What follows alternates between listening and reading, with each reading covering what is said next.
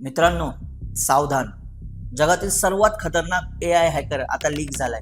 ज्या मॉडेलला अँथ्रोपिक कंपनीने टू डेंजरस टू रिलीज म्हटलं होतं, त्या मायथोस एआयचा ऍक्सेस काही अनऑथराइज लोकांच्या हातात लागलाय. ही बातमी ऐकून सायबर एक्सपर्ट्सना पण घाम फुटलाय.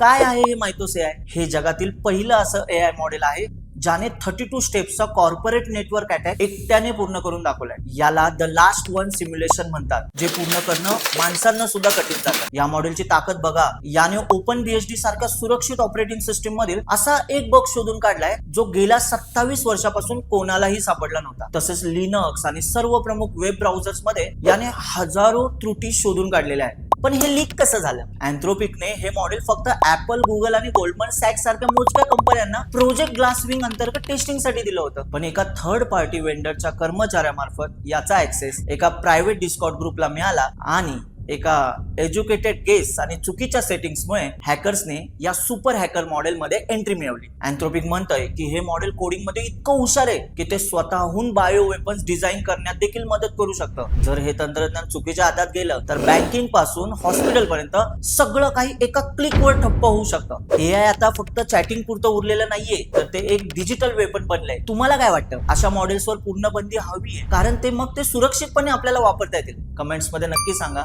आणि अशाच ताज्या अपडेटसाठी आम्हाला फॉलो करा. थँक्यू.